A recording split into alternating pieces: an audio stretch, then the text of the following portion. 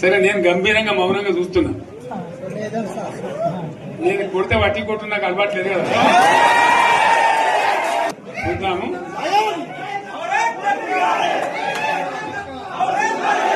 నా రోజులు కానీ అన్నట్టుగా నేను చూస్తా ఉన్నా. కానీ మనోళ్ళందరూ కూడా ప్రతిపాదిస్తుంది ఏంటంటే, ఒక సంవత్సరం జరిగిపోయింది, సంగమేశ్వర ఆన్నే పన్నది, బసవేశ్వర ఆన్నే పన్నది, పాలమూరు ఉత్పత్తుల పథకం ఆన్నే పన్నది, కాళేశ్వరం అట్లా ఎండబెడుతున్నారు, ఇవన్నీ అన్యాయాలున్నాయి. కాబట్టి ఫిబ్రవరి నెలాఖరులో ఒక పెద్ద బహిరంగ సభ పెట్టాలి, మీరు కథ చూడాలి అని జరుగుతూ ఉంది.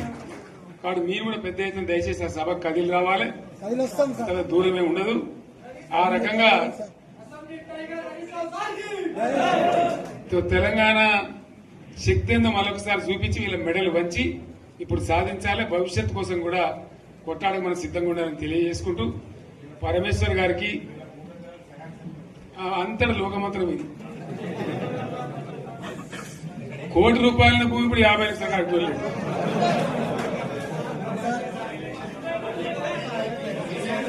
ఈ ఒక్కని బాధ ఒక ఆయన వచ్చింది, మన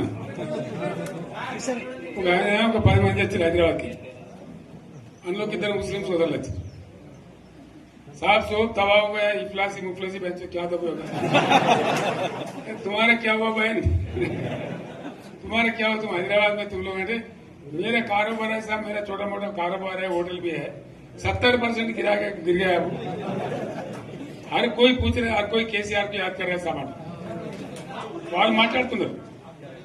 ఎక్కడి ప్రతి ఒక్కరు భూముల ధరలు పోయినాయి, మన్ను పోయినాయి, మసాలా అన్ని పోయినాయి.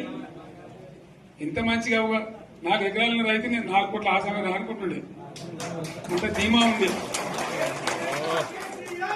ఎంత బాగుండే. హైదరాబాద్ నుంచి అడిగితే కూడా వచ్చి మనం ఇవ్వకపోదాం భూములు, డిమాండ్ పెరగానని. అంత బ్రహ్మాండంగా మారుమూల ప్రాంతంలో కూడా 40 లక్షలు 50 లక్షలు ఎకరానికి ఉండే. అటువంటిది సగానికి సగం పడిపోయి మొత్తం నాశనం చేశాం. వీళ్ళు ఇట్లే వదిలిపెడితే ఇంకింత నాశనం అవుతుంది. కాబట్టి మనం కొట్లాడాల్సిందే. నేను ఇంకొక మాట మీకు చెప్తా. ఎలక్షన్లలో నేను మస్తుగా చూసిన 50 ఇళ్లలో పార్టీలు గెలితే ఓడితాయి. ఇంత మాయలు ఏడాది లోపలనే కాంగ్రెస్ పార్టీ దొరికితే కొడతాం రానంత గొప్పగా.